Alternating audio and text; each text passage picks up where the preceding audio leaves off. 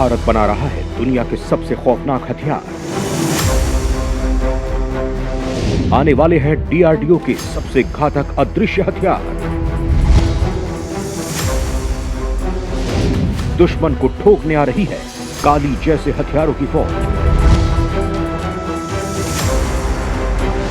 दोनों सीमाओं पर तैनात होंगे काली जैसे विध्वंसक हथियार।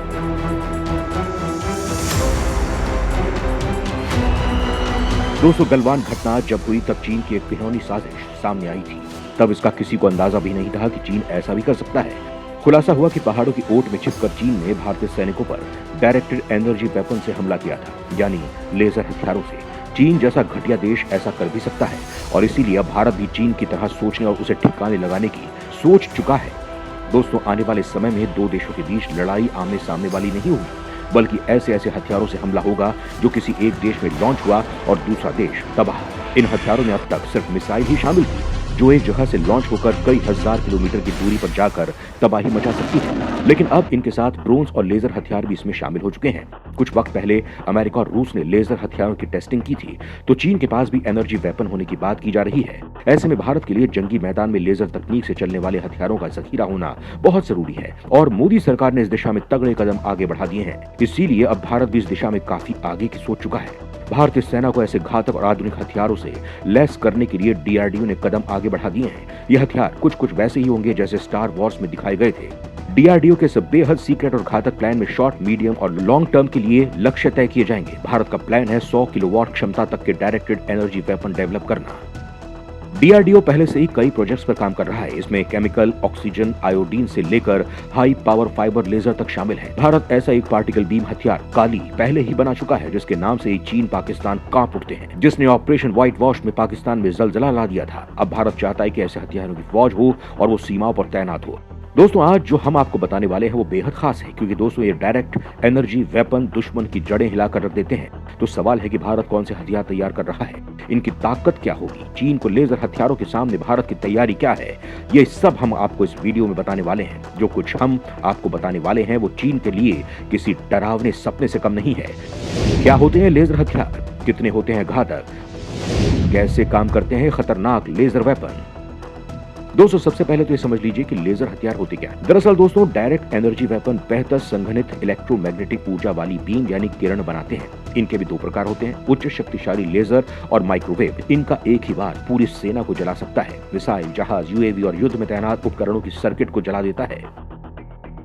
दरअसल डायरेक्ट एनर्जी वेपन्स में टारगेट पर इलेक्ट्रॉनिक मैग्नेटिक एनर्जी या सब एटॉमिक पार्टिकल्स की बौछार की जाती है। इनके दो मेजर सब सिस्टम होते हैं, लेजर सोर्स और पार्टिकल बीम कंट्रोल सिस्टम। अब मान लीजिए कि एक मिसाइल को उड़ाना है तो किसी लेजर वेपन को 500 किलोवाट की बीम की जरूरत पड़ेगी। लेजर हथियारों के इस्तेमाल से इंसान अंधा हो सकता है, शरीर में असहनीय गर्मी पैदा कर देते हैं। दोस्तों, भारत के प्रोजेक्ट बेहद सीक्रेट हैं और मोदी सरकार इनकी जानकारी किसी को नहीं देती। लेकिन पब्लिक डोमेन में जो जानकारी है उसके मुताबिक डीआरडीओ ने कर्नाटक के चित्रदुर्ग में अगस्त 2017 में ट्रक पर जिस हथियार का परीक्षण किया था वो 1 किलोवाट का था। इसने 250 मीटर दूर से निशाना लगाया और 36 सेकंड में धातु की चादर में छेद कर दिया था। युद्ध में ऐसे हथियारों का इस्तेमाल काफी फायदेमंद होता है, क्योंकि प्रकाश की गति से चलने वाले हथियार एकदम सटीक निशाना लगाते हैं। एक शॉट पर कम खर्च आता है, मिसाइलों के मुकाबले फ्लेक्सिबल होते हैं। रैपिड रीटारगेटिंग के साथ कई टारगेट्स को एक साथ निशाना बनाया जा सकता है और अगर पावर सप्लाई पर्याप्त हो तो इनका जब तक चाहें इस्तेमाल जारी रख सकते हैं। गर्व करने वाली बात यह है कि भारत के डीआरडीओ ने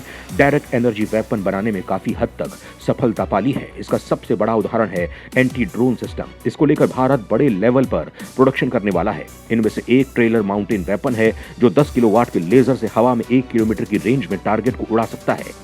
दूसरा कॉम्पैक्ट ट्राइपॉड माउंटेड है जो 1 किलोमीटर रेंज के लिए 2 किलोवाट लेजर यूज करता है। इनकी मदद से माइक्रो ड्रोन्स को जैम करने के अलावा उनके इलेक्ट्रॉनिक्स को भी डैमेज किया जा सकता है। इसे 15 अगस्त को लाल किले में पीएम मोदी की सुरक्षा में भी लगाया गया था। इस तरह के हथियारों की भारत एक तरह से फौज तैयार कर रहा है, जो कुछ समय बाद सामने आने वाले हैं। किस तरह से बना रहा है भारत लेजर हथियार? भारत की ऐसी तकनीक उड़ा रही है सबके होश।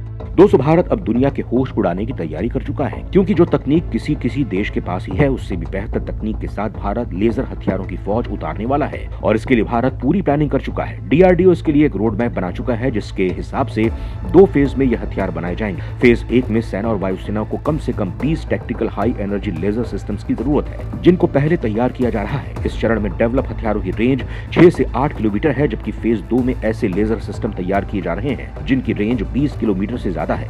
सेना को 20 high power electromagnetic weapon system की भी जरूरत है, जिनकी फेज 1 में रेंज 6 से 8 किलोमीटर और फेज 2 में रेंज 15 किलोमीटर से ज्यादा है। दोस्तों ये लेजर हथियार काफी फायदेमंद है।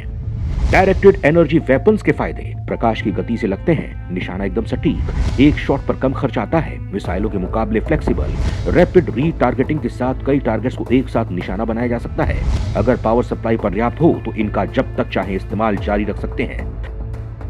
हालांकि दोस्तों ये काम इतना आसान नहीं है। स्वदेशी तकनीक पर इस तरह के एनर्जी वेपन बनाने के लिए काफी रिसर्च की जरूरत पड़ती है और भारत लगातार इस पर काम कर रहा है। इस तकनीक में फिलहाल अमेरिका, रूस, जर्मनी, चीन, इजराइल और भारत आगे चल रहे हैं। इजराइल तो अपने लेजर हथियारों की तकनीक भारत को देने के लिए डील भी करने वाला है। हाल ही में आपने इजराइल का आयरन डोम देखा होगा। ये एक डायरेक्टेड एनर्जी वेपन है। इसका शक्तिशाली लेजर किसी भी हवाई लक्ष्य को बर्बाद कर सकता है। इसे कम दूरी पर उड़ने वाले फिक्स विंग के एयरक्राफ्ट, रॉकेट, टैंक और तोप के गोले, मोर्टार, हेलीकॉप्टर और ड्रोन के खिलाफ काफी प्रभावी माना जा रहा है।